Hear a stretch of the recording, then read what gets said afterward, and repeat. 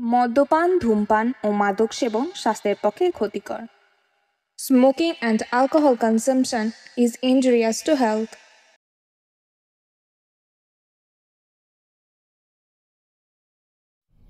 ইস, আমারই ভুল। স্নান করতে যাওয়ার আগে কেন যে খাবারের প্যাকেটে রান্নাঘরে না রেখে খোলা জানলার সামনে টেবিলের উপর রাখলাম কে জানে। এ নিঘাত বিড়ালের কাজ। যেই আমাকে স্নান করতে বাথরুমে ঢুকতে দেখেছে অমনি চুপি সারে ঘরে ঢুকে ওই কাণ্ড কারখানাগুলো করেছে। উফ, মুশকিল। নতুন ওই কথাগুলো বলে ঘরটা পরিষ্কার করে বিড়ালে খাওয়া অর্ধেক মাংসের প্যাকেটটা ঘরের বাইরে রেখে দিয়ে খুব ঘুম পাচ্ছিল বলে দরজা বন্ধ করে দিয়ে ঘুমিয়ে পড়ে। অতনু কতক্ষণ ঘুমিয়েছিল সে নিজেও জানে না। হঠাৎ মাঝরাতের দিকে একটা আওয়াজে অতনুর ঘুমটা ভেঙে যেতেই সে শুনতে পায় তার ঘরের বাইরে থেকে একটা কচমচ করে চিবোনোর আওয়াজ, কেউ যেন কিছু চিবিয়ে চিবিয়ে খাচ্ছে। ঘরের বাইরে থেকে কচমচ করে চিবোনোর আওয়াজটা অতনুর কানে ভেসে আসতেই সে তখন ঘুম জড়ানো গলায় বলে ওঠে, ঘরের বাইরে থেকে একটা কিছু কচমচ করে চিবোনোর আওয়াজ আসছে না?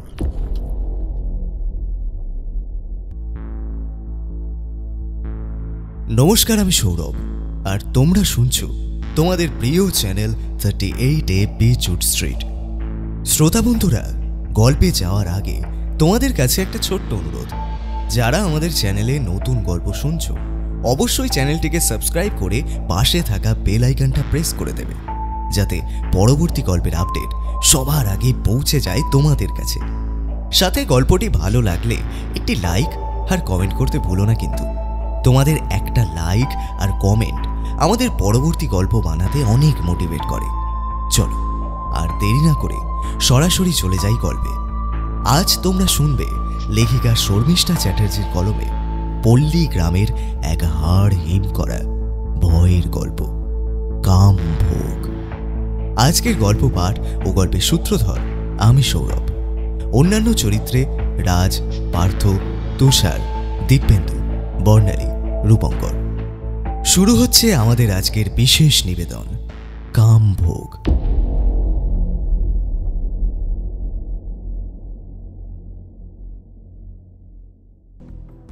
বুকের ওপর একটা তীব্র চাপ অনুভব হতেই যুবকটির ঘুমটা ভেঙে যায়।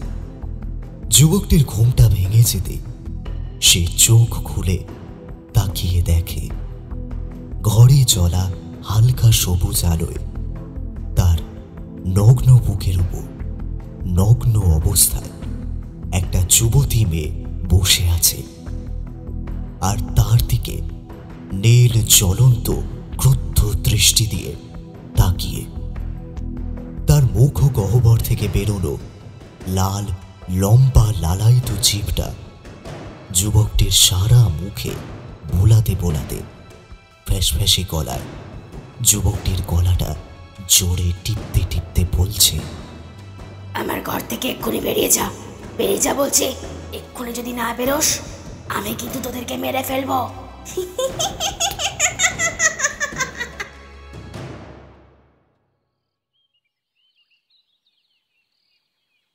কাকাবাবু, আপনার এ মাসের বাড়ি ভাড়াটা। ঘরের বাইরে থেকে একটা গলার স্বর ভেসে আসতে অনিমেষ বাবু তার মুখের ওপর থেকে খবরের কাগজটা সরাতেই দেখে তার ঘরের দরজার বাইরে আকাশ দাঁড়িয়ে আছে, একটা কমলা রঙের খাম হাতে নিয়ে। আকাশকে ঘরের দরজার বাইরে দাঁড়িয়ে থাকতে দেখে অনিমেষ বাবু হাসি মুখে বলে ওঠে, এসো এসো আকাশ, ঘরের ভেতরে এসো। তুমি আমার কাছে এসে ভালোই করেছো, না হলে না আমি একটু পরেই তোমার কাছে যেতাম। অনিমেষ বাবুর এই কথা শুনে আকাশ একটু বিচলিতভাবে বলে ওঠে, কেন কাকাবাবু, আপনি আমার কাছে একটু পরে আসতেন কেন? কিছু কি দরকার নাকি? হ্যাঁ, মানে একটা দরকারেই তোমার কাছে যেতাম। কি দরকারে আপনি আমার কাছে আসতেন কাকাবাবু, বলুন। আকাশের প্রশ্ন শুনে অনিমেষ বাবু কিছুক্ষণ ইতস্তত বোধ করে বললেন, আকাশ, মানে তুমি কিছু মনে করো না, তোমাকে ওই সামনের সপ্তাহের মধ্যে না ওই নিচের ঘরটা একটু ছেড়ে দিতে হবে। কারণ মানে ওই আমার ছোট ছেলে অমিত অমিত মানে তুমি যে ঘরটাতে থাকো ওই ঘরটাতেও একটু গান বাজনা করে, তো তাই ও গানের স্টুডিও বানাবে।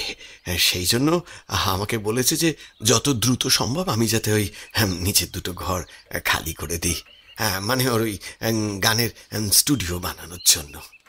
অনিমেষ বাবুর মুখে এই কথা শুনে আকাশের মাথায় তখন বাজ ভেঙে পড়ে এবং সে তখন আমতা আমতা করে বলে ওঠে, কাকাবাবু, আপনি এই কি কথা বলছেন? 1 সপ্তাহের মধ্যে ঘর ছেড়ে দেব, কিন্তু আপনি যে ঘর ছেড়ে দেওয়ার কথা বলছেন, 1 সপ্তাহের মধ্যে আমি 1 সপ্তাহের মধ্যে নতুন বাড়ি ভাড়া কোথায় পাবো বলুন তো? এই তল্লাটে তো নতুন বাড়ি ভাড়া পাওয়া যায় না, আপনি তো ভালো করেই জানেন। আকাশের এই কথা শুনে অনিমেষ বাবু বলে ওঠে, আকাশ আকাশ তোমাকে ওই নতুন ভাড়া নিয়ে একদম চিন্তা করতে হবে না, আমি আমি আমি সব আগে থেকে ঠিক করে রেখেছি। তুমি আমার এক ওই বন্ধুর বাড়িতে, আমার এক বন্ধুর বাড়িতে ভাড়া থাকবে এবার থেকে, ওর নাম দীপক। অনিমেষ বাবুর মুখে এই কথা শুনে আকাশ বলে ওঠে, আচ্ছা, আমি যে আপনার বন্ধুর বাড়িতে ভাড়া থাকবো, আপনার বন্ধুর বাড়িটা ঠিক কোথায় কাকাবাবু? এই পাশের গ্রামেই, মানে আজিমগঞ্জে আমার বন্ধুর বাড়ি। আজ তোমার সময় হবে আকাশ? আমার ওই বন্ধুর বাড়িতে যাওয়ার। তুমি যে ঘরে ভাড়া থাকবে তাহলে একবার দেখিয়ে আনবো গিয়ে। অনিমেষ বাবুর কাছ থেকে এই কথা শুনে আকাশ তার সঙ্গে তার বন্ধুর বাড়িতে যেতে রাজি হয়।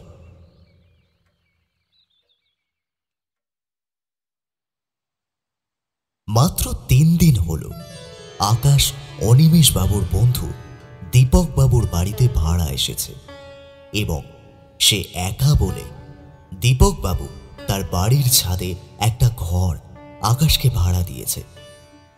আকাশ দীপক বাবুর বাড়িতে ভাড়া আসার পর 3 দিন বেশ তার কলেজ ও ঘরের নানা রকম কাজ করে ভালোই দিন কাটছিল, কিন্তু 4র্থ দিনের মাথায় রাতে আকাশের সঙ্গে একটা অদ্ভুত ঘটনা ঘটে।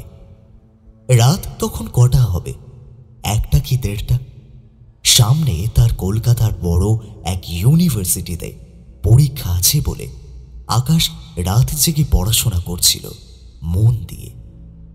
আকাশ মন দিয়ে যখন গুনগুন করে পড়ছিল, হঠাৎ তার কানে একটা মেয়েলি গলার কান্নার আওয়াজ ভেসে আসে, সেই সঙ্গে কিছু কথা। প্লিজ প্লিজ কিঞ্জন, আমাকে বিয়ে করো। তুমি যদি আমাকে না বিয়ে করো, আমি সমাজের কাছে মুখ দেখাতে পারবো না। Please please কিঞ্জন।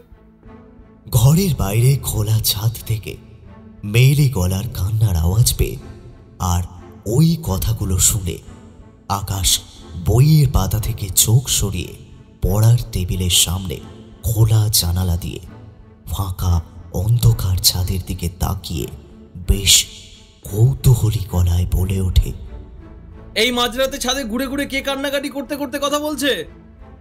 আকাশ মনে মনে ভাবল, এই বাড়িতে আমি আর দীপক জেঠু ছাড়া তো আর কেউ থাকে না, আর এই বাড়িতে আসার পর থেকে তো কোনো মহিলা দেখিনি। তাহলে এত রাতে ছাদে ঘুরে ঘুরে কে কাঁদতে কাঁদতে কথা বলছে? আকাশ এই কথা বলে পড়ার টেবিল ছেড়ে উঠে ঘরের দরজা খুলে খোলা অন্ধকার ছাদে বেরিয়ে এসে এই দিক ওই দিক তাকাতেই আকাশের নজর যায় ছাদের একদম কোণায় জলের ট্যাঙ্কের দিকে।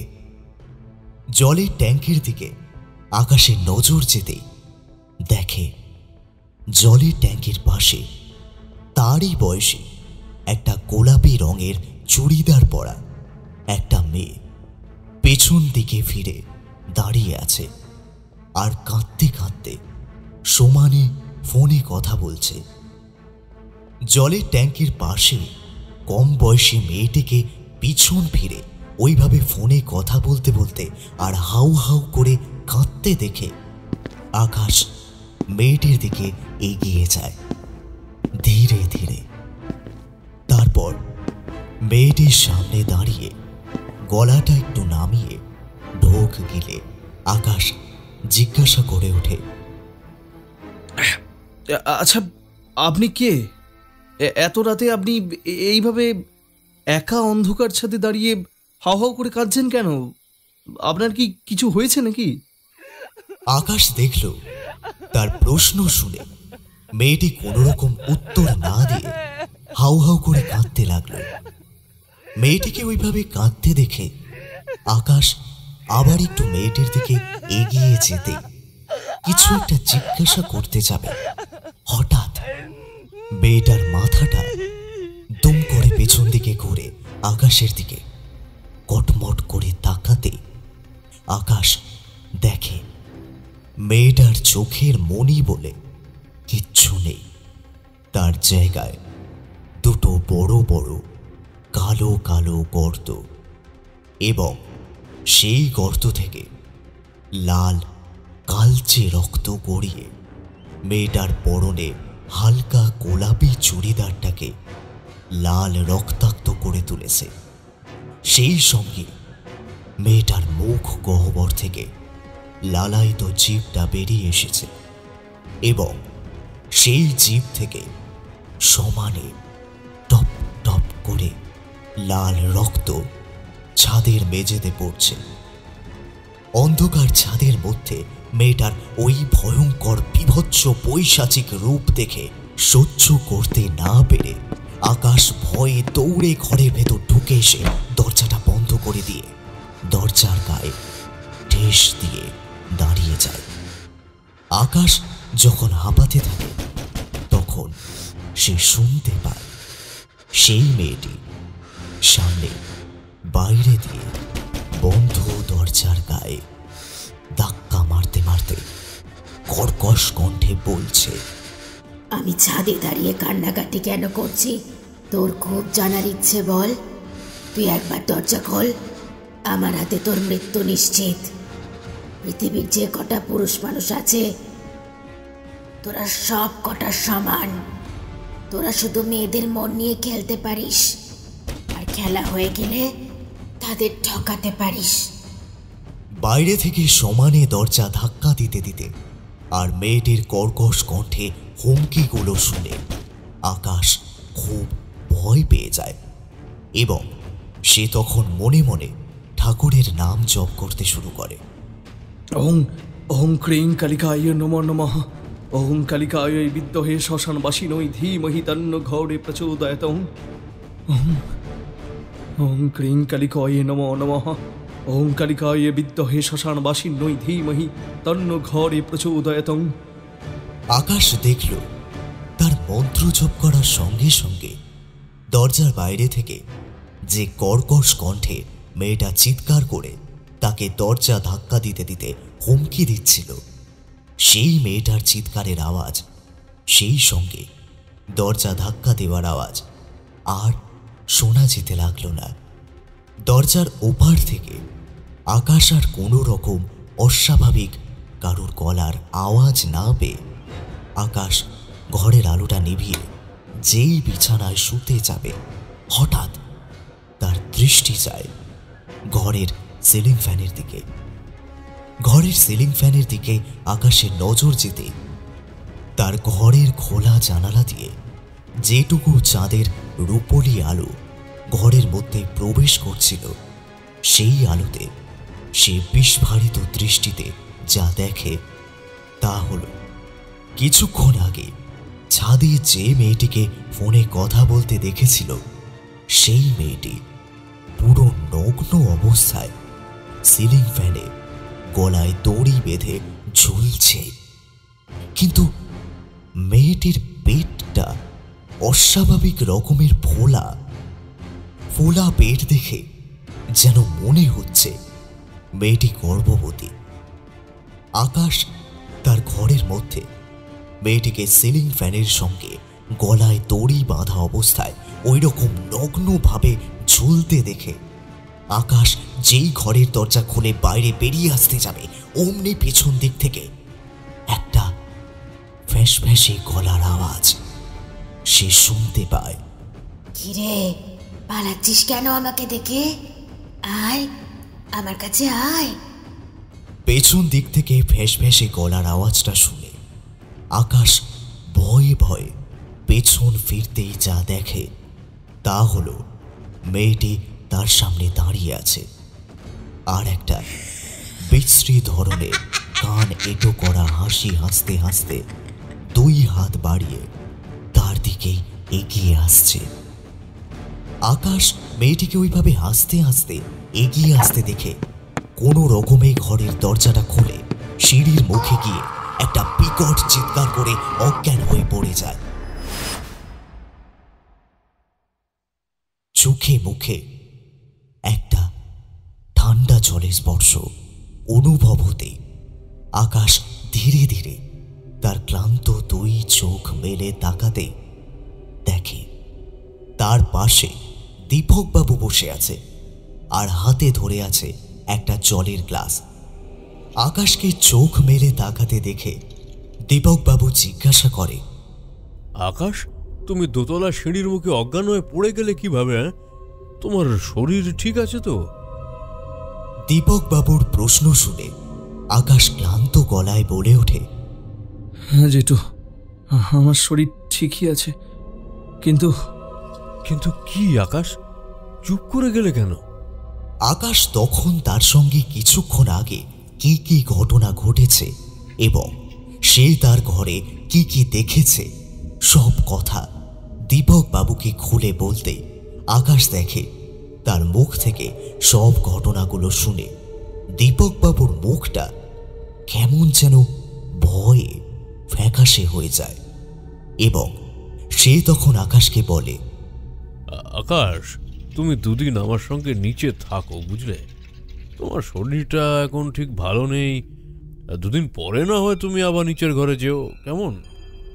এই কথা বলে দীপকবাবু ঘর থেকে বেরিয়ে যাওয়ার সময় আকাশের দিকে তাকিয়ে বলে, আকাশ, আমি পাশের ঘরে আছি, কেমন? রাতে দরকার হলে আমাকে ডেকো, আমার ঘরের দরজা খোলাই থাকবে। দীপকবাবু আকাশকে এই কথা বলে ঘর থেকে বেরিয়ে যেতে আকাশ মনে মনে বলে ওঠে, এতক্ষণ ধরে আমার সঙ্গে ওপরের ঘরে কি কি ঘটনা ঘটেছে শুনে জেঠুর মুখটা ওই রকম ভয়ে ফ্যাকাশে হয়ে গেল কেন? আচ্ছা, এই বাড়িতে এমন কেউ আছে বা অতীতে এই বাড়িতে এমন কোনো অঘটন ঘটেছে যা যা জেঠু জানে? আকাশ যখন মনে মনে এই কথাগুলো বলছিল হঠাৎ তার আপনা থেকে দৃষ্টি চলে যায় বিছানার পাশে খোলা জানালার দিকে। খোলা জানালার দিকে আকাশের নজর যেতে তার মনে হলো কিছুক্ষণ আগে দেখা সেই মেয়েটি নগ্ন অবস্থায় জানালার এই দিক থেকে ওই দিক যেন ছুটে কোথায় অন্ধকারের মধ্যে অদৃশ্য হয়ে গেল। আকাশের এই রকম মনে হতে সে ক্লান্ত শরীরটা নিয়ে তাড়াতাড়ি করে বিছানা ছেড়ে উঠে জানালাটা বন্ধ করে দিয়ে বিছানায় এসে শোয়। কিন্তু আকাশে সারা রাত ঘুম আসে না। চোখ বন্ধ করলে তার সমানে মনে হতে থাকে বন্ধ জানালার বাইরে কেউ যেন দাঁড়িয়ে আছে আর সমানে রাগে ফুঁসতে ফুঁসতে বলছে, আজ তোর ভাগ্য ভালো, তাই তুই আমার হাত থেকে বেঁচে গেলি, কিন্তু এর পর দিন আমি তোকে একবার ভাগে পাই, ছাড়বো না। আমার হাতে তোর মৃত্যু লেখা আছে, ভালো করে জেনে রাখ। সারা রাত ঘরের বাইরে থেকে এই কথাগুলো শুনতে শুনতে আকাশ ভয়ে কাঁপতে কাঁপতে কখন যে তার 2 চোখের পাতা এক হয়ে গিয়েছিল সে নিজেও জানে না। সেই দিন রাতে আকাশের সঙ্গে ওই রকম একটা অস্বাভাবিক ঘটনা ঘটার পর বেশ 2-4 দিন আকাশের সাথে আর কোনো রকম ঘটনা ঘটেনি। 5 দিনের মাথায় কলেজ ফেরতা আকাশ যে বাড়িতে ভাড়া থাকে সেই বাড়িতে ঢোকার আগে পাড়ার 3 মাথার মোড়ে একটা চায়ের দোকান আছে। সেই দোকানে আকাশ যায় এবং সেই চায়ের দোকানের সামনে দাঁড়িয়ে আকাশ দেখে 30-31 বছরের একটি মধ্যবয়স্ক লোক দুধের প্যাকেট কাটছে। সেই চায়ের দোকানের সামনে গিয়ে দাঁড়াতেই চায়ের দোকানের মালিককে বলে, দাদা একটা চা আর ডিম টোস্ট হবে, প্লিজ একটু তাড়াতাড়ি বানিয়ে দিন না, খুব খিদে পেয়েছে। চায়ের দোকানের সামনে দাঁড়িয়ে আকাশকে এই প্রশ্ন করতে দেখে চায়ের দোকানের মালিক দুধের প্যাকেট থেকে ডেচকিতে দুধ ঢালতে ঢালতে বলে, হ্যাঁ হবে, একটু বসুন, আমি এই দুধটা ডেচকিতে ঢেলেই আপনার খাবারটা বানিয়ে দিচ্ছি। তা দাদা, আপনি কি এই গ্রামে নতুন এসেছেন নাকি? হ্যাঁ দাদা, আমি এই গ্রামে নতুন বলতে পারেন, এই 1 সপ্তাহ হলো এসেছি আর কি। তা এই গ্রামে এসে কোন বাড়িতে উঠেছেন আর কি কাজ করেন? চায়ের দোকানের মালিকটির মুখে এই প্রশ্ন শুনে আকাশ বলে ওঠে, দাদা আপনি দীপক সেনগুপ্ত বাবুকে চেনেন? উনি এই পাড়াতেই থাকেন। আমি ওনার বাড়ির 3 তলায় একটা ঘরে ভাড়া এসেছি আর কি। আর আমি এই গ্রামের হীরাপাল কলেজে বাংলা বিভাগে অধ্যাপক হয়ে এসেছি।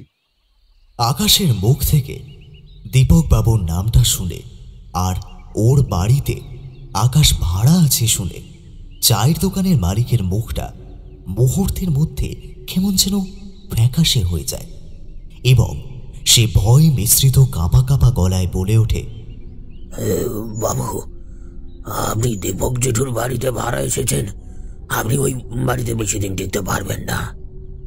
ওনার বাড়িতে যারাই ভাড়া এসেছে তারা নয় 1 সপ্তাহ নয় 1 মাসের মধ্যে ওই বাড়ি ছেড়ে পালিয়েছে। ওই বাড়ি একদম ভালো নয়। গ্রামের লোকেরা দীপক জেঠুর বাড়িটাকে ভুতুরে বাড়ি বলে। আপনি যদি নিজের ভালো চান তাহলে আজই ওই বাড়ি ছেড়ে দিন। চায়ের দোকানের মালিকের মুখ থেকে এই কথা শুনে আকাশের সঙ্গে কিছুদিন আগে রাত্রিরে ওই বাড়িতে কি কি অস্বাভাবিক ভুতুড়ে ঘটনা ঘটেছিল তা মনে পড়ে যেতেই তার সারা শরীরটা ভয়ে শিউরে ওঠে এবং সে নিজের ভয়টাকে কোনো রকমে সামাল দিয়ে জিজ্ঞাসা করে, গ্রামের লোকেরা দীপক জেঠুর বাড়িটাকে ভুতুরে বাড়ি বলে কেন? এর পিছনে কি কোনো ভুতুরে ঘটনা আছে দাদা? হ্যাঁ, ওই বাড়ি ঘিরে ভুতুরে ঘটনা আছে বলেই তো গ্রামের লোকেরা দীপক বাবুর বাড়িটাকে ভুতুরে বাড়ি বলে নামকরণ করেছে। আর আমার এক পাশের বাড়ির প্রতিবেশী ছেলে থাকে, ওর নাম অতনু। ও যতদিন দীপক বাবুর বাড়িতে ভাড়া ছিল ততদিন ওর সঙ্গে ওই বাড়িতে নানা ধরনের অদ্ভুত অদ্ভুত ভৌতিক ঘটনা ঘটেছে এবং সবশেষে ও এমন একটা বড় বিপদের সম্মুখীন হয়েছিল, ও সেই বিপদ থেকে মরতে মরতে ওই ভুতুরে বাড়ি থেকে বেঁচে ফিরে এসেছে। আমার পাশের বাড়িতে এখন ভাড়া রয়েছে। চায়ের দোকানের মালিকের মুখ থেকে এই কথা শুনে আকাশ জিজ্ঞাসা করে, আচ্ছা দাদা, আপনি কি বলতে পারবেন অতনু যতদিন দীপক জেঠুর বাড়িতে ভাড়া ছিল ওই বাড়িতে ওর সঙ্গে কি কি ভুতুরে ঘটনা ঘটেছে? হ্যাঁ, কেন বলতে পারবো না দাদা বাবু, আপনাকে সেই সব কিছু গল্প আমি বলবো। অতনু যেসব গল্প আমাকে নিজে শুনিয়েছে ও যতদিন দীপক বাবুর বাড়িতে ভাড়া ছিল, ওর সঙ্গে ততদিন কি কি অদ্ভুত অলৌকিক ঘটনা ঘটেছে আমি আপনাকে সবই বলবো। তবে শুনুন, অতনু যতদিন দীপক বাবুর বাড়িতে ভাড়া ছিল ওর সঙ্গে কি কি ভৌতিক ঘটনা ঘটেছিল। দোকানের মালিকটি এই কথা বলে গ্লাসে ডিম গুলতে গুলতে বলতে শুরু করে, দাদা বাবু, আপনি দীপক বাবুর বাড়িতে ভাড়া আসার 7 মাস আগে অতনু বলে ছেলেটি এই গ্রামে পোস্ট অফিসে কি একটা কাজ নিয়ে আসে। ও সে একা বলে দীপক বাবু তার বাড়ির 2 তলার ছাদের ছোট ঘরটা খুব কম টাকার মধ্যে অতনুকে ভাড়া দেয়। অতনু দীপক বাবুর বাড়িতে ভাড়া আসার পর 1 সপ্তাহ অফিস ও ঘর ও নানা ধরনের কাজকর্ম করে অতনুর ভালোই দিন কাটছিল। একদিন 1 সপ্তাহ পর অতনুর অফিস থেকে বাড়ি ফিরতে ফিরতে ওই রাত 10টা কি 10:30 বেজে যায়। অতনু সেই দিন অফিসের নানা ধরনের কাজকর্ম করে তার শরীরটা এতটাই ক্লান্ত বিধ্বস্ত ছিল, তার বাড়ি ফিরে রাতের রান্না করতে ইচ্ছে করছিল না বলে সে রাতের খাবার জন্য আমার দাদার দোকান থেকে রুটি ও মাংস কিনে নিয়ে বাড়ি ফেরে। বাড়ি ফিরে অতনু ঘরের দরজা খুলে ঘরের আলো জ্বালিয়ে টেবিলের উপর রুটি মাংসের প্যাকেটটা রেখে সে অফিসে জামা কাপড় ছেড়ে বাথরুমে স্নান করতে ঢোকে। 5-10 মিনিট পর অতনু স্নান সেরে বাথরুম থেকে বেরিয়ে এসে যেই টেবিলের উপর রাখা রুটি মাংস প্যাকেটটা খুলতে যাবে, দেখে কি তার আসার আগে কে যেন রুটি মাংসের প্যাকেটটা ছিঁড়েছে। সেই সঙ্গে প্যাকেট থেকে অর্ধেক রুটি মাংস খেয়ে সারা টেবিল ও ঘর জুড়ে মাংসের হাড় গড়ের টুকরোগুলো ছড়িয়ে ছিটিয়ে রেখেছে। অতনুর এই দৃশ্য দেখে বিরক্তি হয়, তখন বলে, ইস, আমারই ভুল। স্নান করতে যাওয়ার আগে কেন যে খাবারের প্যাকেটে রান্নাঘরে না রেখে খোলা জানলার সামনে টেবিলের উপর রাখলাম কে জানে। এ নিঘাত বিড়ালের কাজ। যেই আমাকে স্নান করতে বাথরুমে ঢুকতে দেখেছে, অমনি চুপি সারে ঘরে ঢুকে ওই কাণ্ড কারখানাগুলো করেছে। উফ, মুশকিল। অতনু এই কথাগুলো বলে ঘরটা পরিষ্কার করে বিড়ালে খাওয়া অর্ধেক মাংসের প্যাকেটটা ঘরের বাইরে রেখে দিয়ে খুব ঘুম পাচ্ছিল বলে দরজা বন্ধ করে দিয়ে ঘুমিয়ে পড়ে। অতনু কতক্ষণ ঘুমিয়েছিল সে নিজেও জানে না। হঠাৎ মাঝরাতের দিকে একটা আওয়াজে অতনুর ঘুমটা ভেঙে যেতেই সে শুনতে পায় তার ঘরের বাইরে থেকে একটা কচমচ করে চিবোনোর আওয়াজ, কেউ যেন কিছু চিবিয়ে চিবিয়ে খাচ্ছে। ঘরের বাইরে থেকে কচমচ করে চিবোনোর আওয়াজটা অতনুর কানে ভেসে আসতেই সে তখন ঘুম জড়ানো গলায় বলে ওঠে, ঘরের বাইরে থেকে একটা কিছু কচমচ করে চিবোনোর আওয়াজ আসছে না, কিন্তু এত রাতে কে কি খাচ্ছে? ছাদে দাঁড়িয়ে দেখতে হচ্ছে তো। অতনু এই কথা বলে ঘরের দরজাটা খুলে খোলা অন্ধকার ছাদে বেরিয়ে আসতেই যা দৃশ্য দেখে অতনু, তা দেখে অতনুর সারা গায়ের লোম ভয়ে খাড়া হয়ে যায়।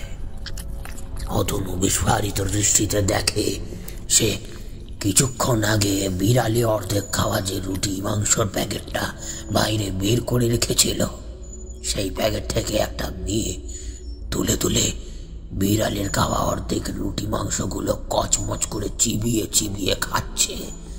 ছাদের মাঝখানে হাত পা ছড়িয়ে বসে উলঙ্গ অবস্থায়। আর যে মেয়েটি ছাদের মাঝখানে বসে খাচ্ছিল সেই মেয়েটির পেটটা অস্বাভাবিক রকমের ফোলা।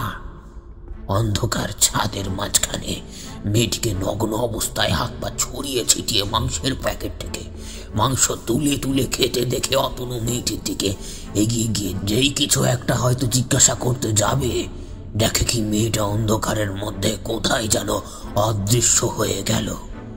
সঙ্গে সঙ্গেই অন্ধকার ছাদের মধ্যে এইরকম একটা অলৌকিক দৃশ্য দেখে অতনু সঙ্গে সঙ্গে ভয়ে দৌড়ে ঘরে চলে এসে দরজাটা ধুম করে বন্ধ করে দিয়ে বিছানায় এসে জড়সড় হয়ে শুয়ে পড়ে। ঠিকই সারা রাত ধরে ঘরের বাইরে থেকে কচমচ করে চিবোনোর আওয়াজটা অতনুর কানে ভেসে আসতে আসতে তার দুটো চোখের পাতা কখন যে এক হয়ে যায় সে নিজেও জানে না।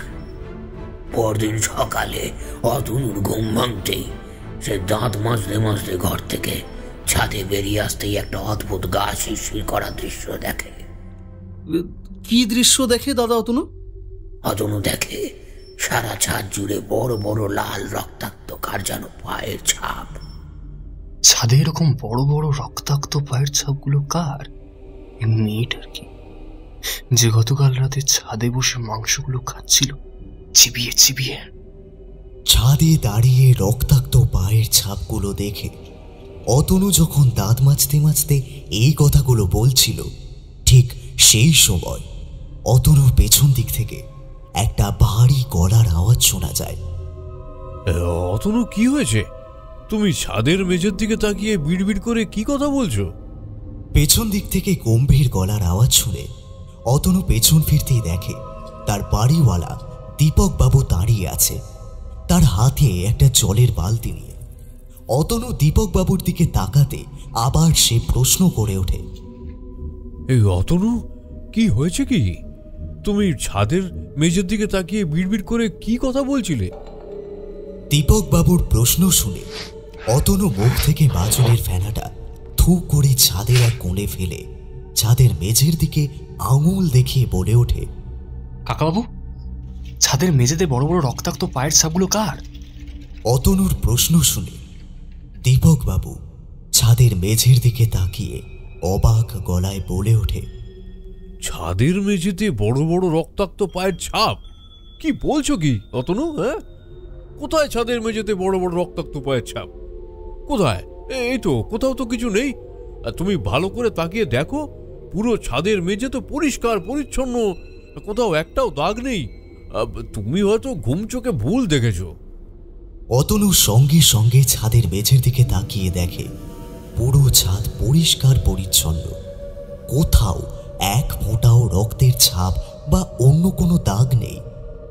অতনু ছাদের মেঝেতে রক্তাক্ত পায়ের ছাপগুলো না দেখতে পেয়ে মনে মনে বলে ওঠে, কিছুক্ষণ আগেও তো বড় বড় রক্তাক্ত পায়ের ছাপগুলো দেখলাম, এরই মধ্যে পায়ের ছাপগুলো গেল কোথায়?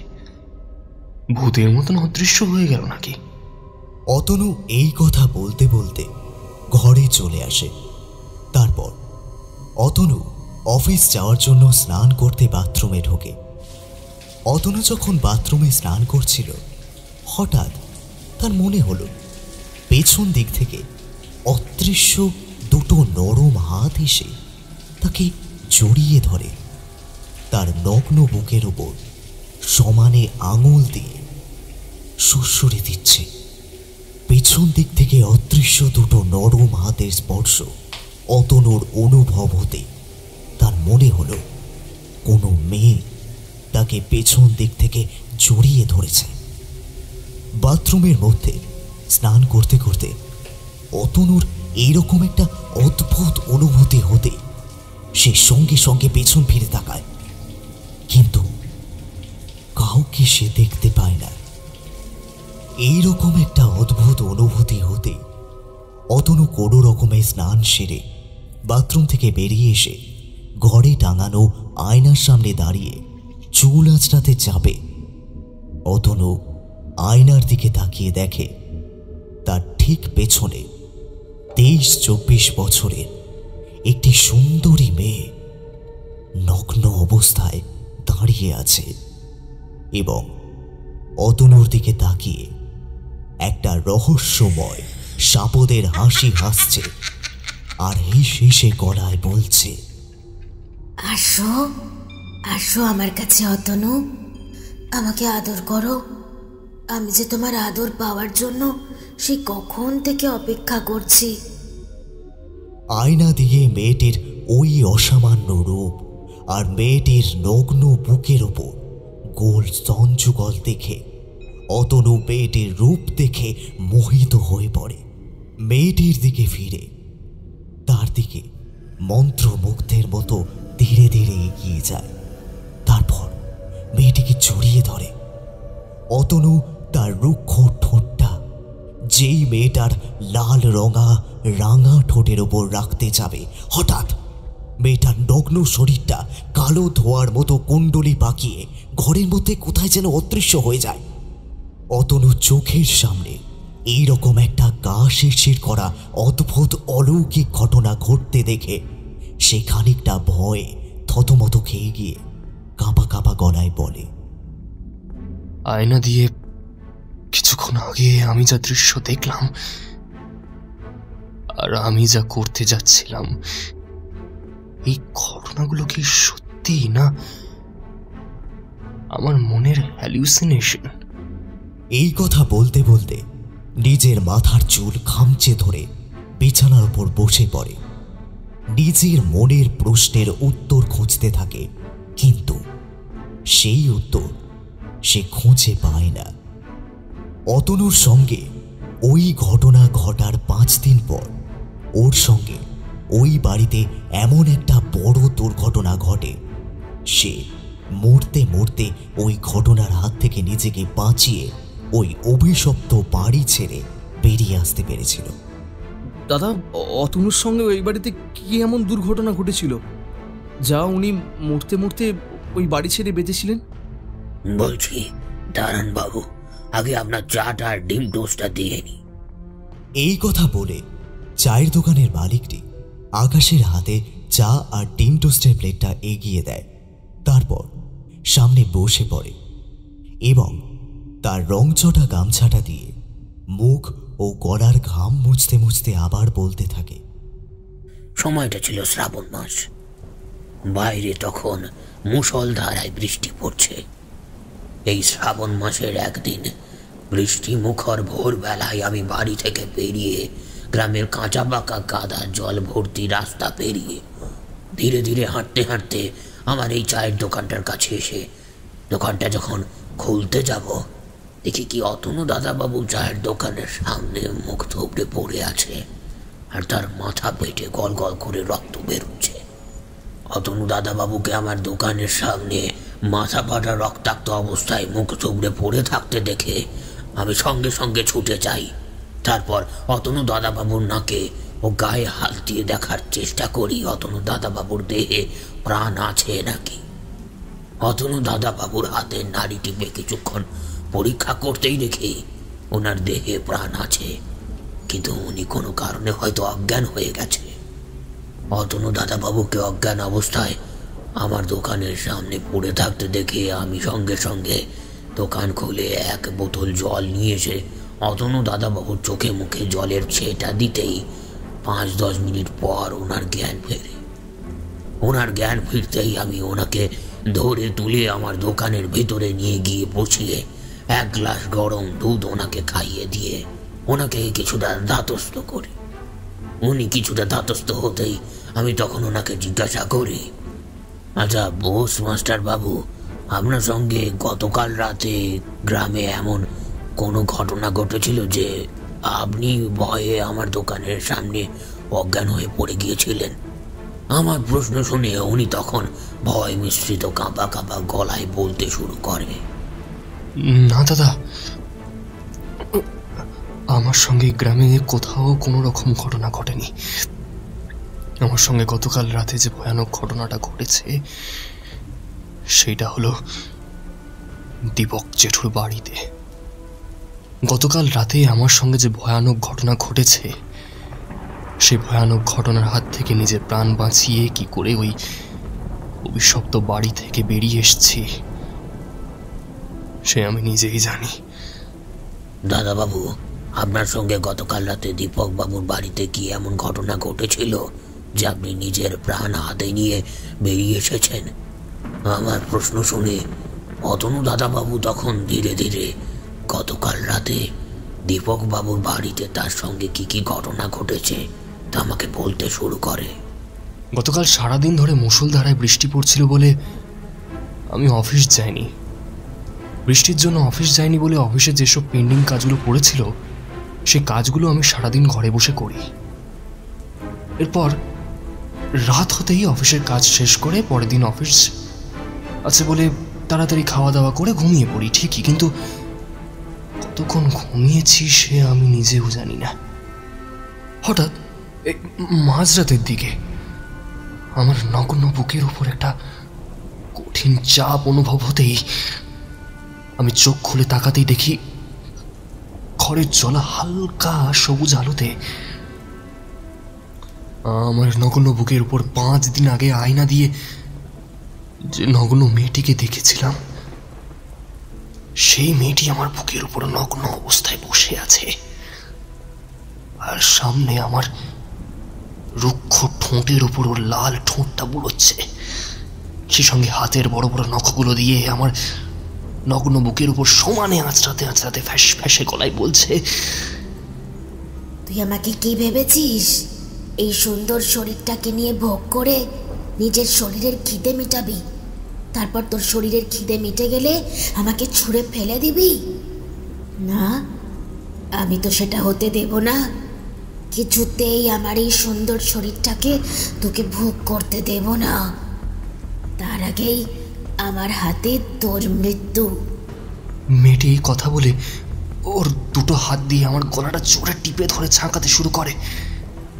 যেই আমি তখন নিজেকে ওই পিশাচিনীর হাত থেকে বাঁচানোর জন্য আমার শরীরের সমস্ত শক্তি এক করে পিশাচিনীকে আমার বুকের উপর থেকে এক ধাক্কা মেরে ফেলে দিয়ে বিছানা থেকে এক লাফ মেরে দরজা খুলে ছাদে বেরিয়ে এসে তারপর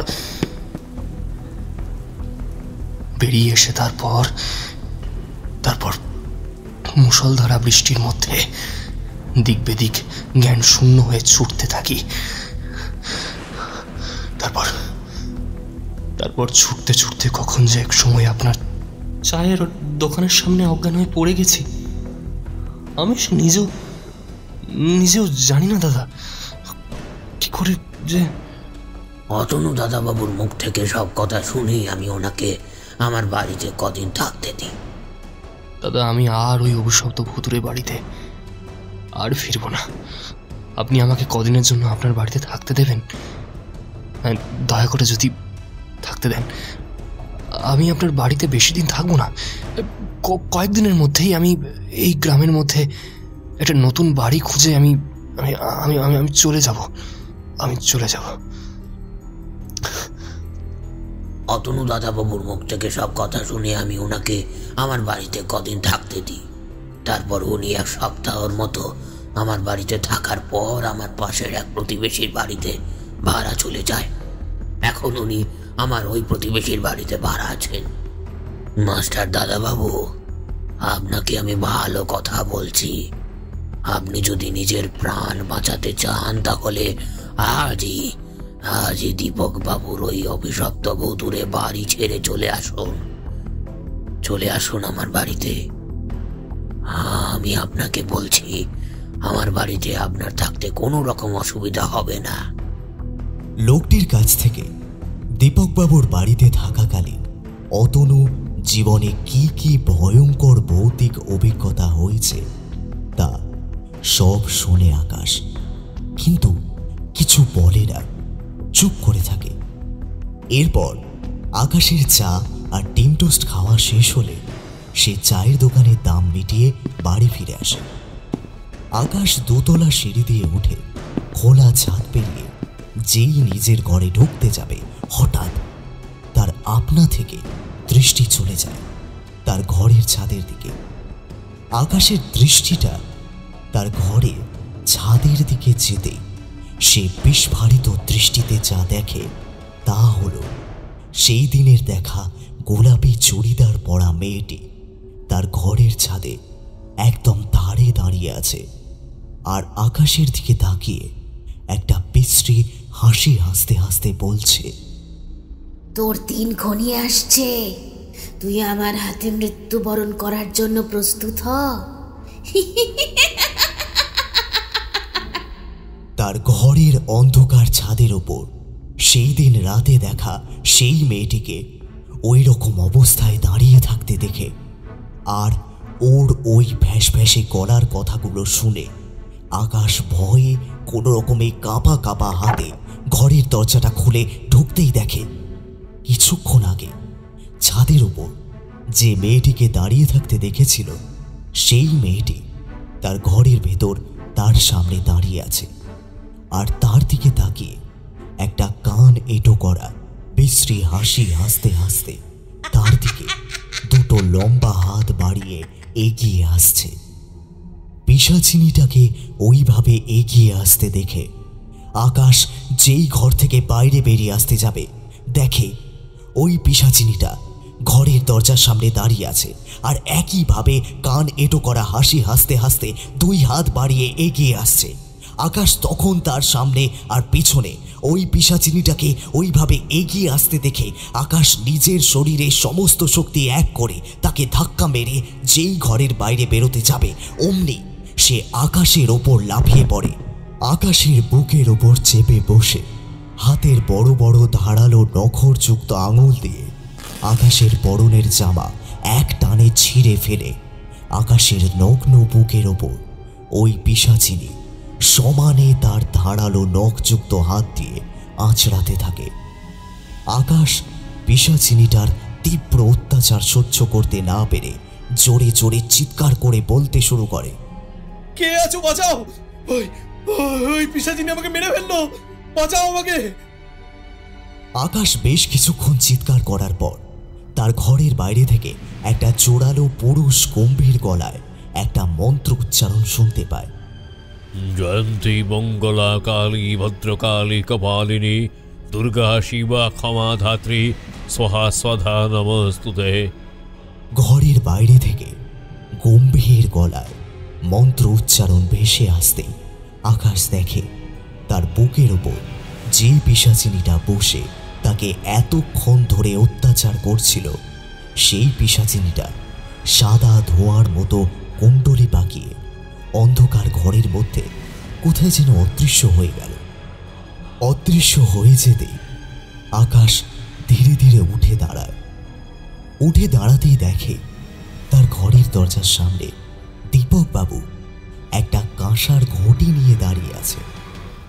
আকাশকে উঠে দাঁড়াতে দেখে দীপক বাবু আকাশের ঘরে ঢুকে ঘরের আলোটা জ্বালিয়ে সে বলে ওঠে, আকাশ, আজ রাতটা তুমি আমার সঙ্গে আমার ঘরে গিয়ে ঘুমাবে, চলো। কাল সকাল হলেই তুমি প্লিজ এই বাড়ি ছেড়ে চলে যাও, কেমন? আমারই ভুল হয়েছে তোমাকে ঘরটা ভাড়া দেওয়া। দীপক বাবুর মুখে এই কথা শুনে আকাশ দীপক বাবুর দিকে এগিয়ে এসে জিজ্ঞাসা করে, কেন জেঠু, এই বাড়ি ভাড়া দেওয়া আমাকে ভুল হয়েছে কেন? আর আমাকে এই বাড়ি ছেড়ে চলে যেতে বলছেন কেন? এই বাড়িতে কি কিছু আছে নাকি? আকাশের মুখে এই প্রশ্ন শুনে দীপক বাবু আকাশের দিকে এক দৃষ্টিতে তাকিয়ে গম্ভীর গলায় বলে ওঠে, এই বাড়িতে এক পিশাচিনীর বসবাস আছে।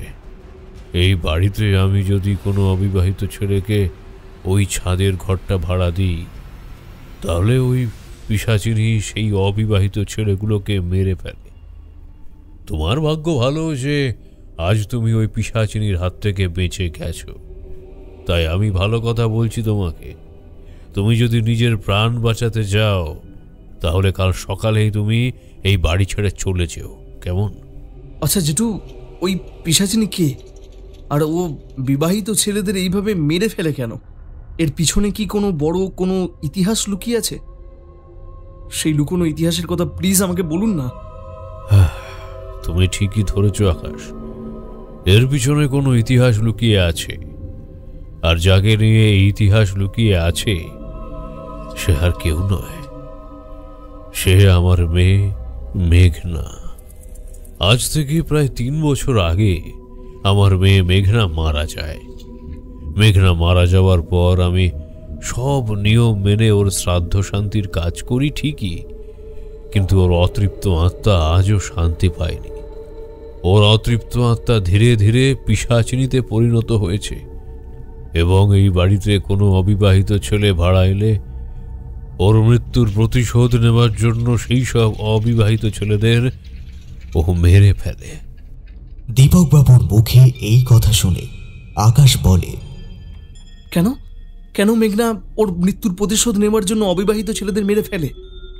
মেঘনার মৃত্যুর পিছনে কি কোনো রহস্য লুকিয়ে আছে কি? হ্যাঁ, তুমি ঠিকই ধরেছ আকাশ।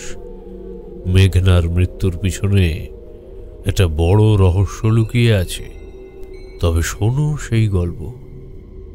আজ থেকে প্রায় 3 বছর আগে কিঞ্জল বলে একটি ছেলে এই গ্রামের রেল স্টেশনে স্টেশন মাস্টার হিসেবে আসে এবং সে একা বলে আমি তাকে আমার বাড়ির দোতলার ওই ছাদের ঘরটা ভাড়া দিই। কিঞ্জল এই বাড়িতে ভাড়া আসার 2-3 মাস পর থেকে আমার মেয়ে মেঘনার সঙ্গে তার একটা বন্ধুত্বপূর্ণ সম্পর্ক তৈরি হয়। তারপর তাদের এই বন্ধুত্বপূর্ণ সম্পর্ক থেকে তারা দুজন কখন যে একে অপরকে ভালোবেসে ফেলে, একে অপরের প্রেমে পড়ে এবং আমার চোখের আড়ালে গিয়ে ওরা দুজন কখন যে শারীরিক খেলায় একে অন্যের সঙ্গে মেতে ওঠে, আমি তা কোনোদিনও জানতে পারিনি। কিঞ্জল বলে ছেলেটি আমার বাড়িতে 2 বছর থাকার পর ওর কলকাতার বাড়িতে চলে যায়। কিঞ্জল তার বাড়িতে ফিরে যাওয়ার আগে আমার মেয়ে মেঘনাকে বিয়ের প্রতিশ্রুতি দিয়ে যায় এবং বলে যে সে বাড়িতে ফিরে গিয়ে তার মা বাবাকে তাদের সম্পর্কের কথাটা বলবে আর 5 মাসের মাথায় এসে মেঘনাকে এখান থেকে বিয়ে করে নিয়ে যাবে। কিঞ্জল এই গ্রাম ছেড়ে চলে যাওয়ার পর দেখতে দেখতে 5-6 মাস কেটে যায়। 5-6 মাস পর কিঞ্জলের কোনো খবর না পেয়ে ওকে এই গ্রামে ফিরতে না দেখে মেঘনা নিজেই কলকাতায় চলে যায় কিঞ্জলের খোঁজ নিতে। তখনও 5 মাসের গর্ভবতী। এরপর মেঘনা কলকাতা থেকে 1 সপ্তাহ পর ফিরে আসে এই গ্রামে। তখন ওর চোখ মুখ ও সারা শরীর খুব ক্লান্ত, বিধ্বস্ত। মেঘনার এই বিধ্বস্ত চেহারা দেখে আমি ওকে জিজ্ঞাসা করি যে, কিরে মামনি, তোর কি হয়েছে? তোর চেহারা এইরকম বিধ্বস্ত লাগছে কেন? আর কলকাতায় যে গেলি, কিঞ্জলের কোনো খোঁজ পেলি? আমার প্রশ্ন শুনে মেঘনা তখন জানায় যে হ্যাঁ, ও কলকাতায় গিয়ে কিঞ্জলের খোঁজ পেয়েছে, কিন্তু কিঞ্জল ওকে একবারে সারা জীবনের মতো ভুলে গিয়ে অন্য একটি মেয়েকে বিয়ে করে সংসার পেতেছে। মেঘনার মুখ থেকে এই খবরটা শোনার পর আমি ওর ভবিষ্যৎ চিন্তা করে খুব ভেঙে পড়ি। আর ওর গর্বে যে আছে তাকে নিয়ে ভাবতে শুরু করি যে ওর সন্তানের কি হবে। ও যদি এই রকম ভাবে কুমারী অবস্থায় সন্তান জন্ম দেয়, তাহলে তো আমি গ্রামের লোকেদের কাছে মুখ দেখাতে পারবো না। কিন্তু ও আমার সব ভাবনা সেই দিন রাতেই দূর করে দিয়ে আমার চোখের আড়ালে গিয়ে কিঞ্জল যে ছাদের ঘরটায় ভাড়া থাকতো, সেই ঘরে ও সেই দিন রাতে গলায় দড়ি দিয়ে আত্মহত্যা করে। পরদিন সকালে ছাদের ঘরে সিলিং ফ্যানের সঙ্গে মেঘনার মৃতদেহটা ঝুলন্ত অবস্থায় দেখি ঠিক, কিন্তু গ্রামের এবং আমার পাড়ার লোকেদের মেঘনার মৃত্যুর খবরটা না দিয়ে আমি নিজেই সিলিং ফ্যানের সঙ্গে ঝোলা মেঘনার মৃতদেহটা নামিয়ে ওকে শ্মশানে না নিয়ে গিয়ে সৎকার না করে আমার বাড়ির পিছনের বাগানের রাতের অন্ধকারে মাটির নিচে কবর দিয়ে দিই। কারণ মেঘনার শরীরের ওই অবস্থা দেখলে পাড়ার ও গ্রামের লোকেরা নানা ধরনের প্রশ্ন করবে আমাকে। সেই লজ্জায় এটা করতে হয়েছিল। মেঘনার দেহ শ্মশানে না নিয়ে গিয়ে সৎকার না করে আর ওর এত বছর ধরে শ্রাদ্ধ শান্তির কোনো কাজ করিনি বলে ওর অতৃপ্ত আত্মাটা আজ ধীরে ধীরে পিশাচে পরিণত হয়েছে। আমার বাড়িতে ওই দুতলা ছাদের ঘরে যে কোনো অবিবাহিত ছেলেদের ভাড়া দিলে ও সেই অবিবাহিত ছেলেগুলোকে কিঞ্জল ভেবে সহ্য করতে না পেরে তার মৃত্যুর প্রতিশোধ নিত। সেই ছেলেগুলোর উপরে ও আজও তাই করে চলেছে। আজও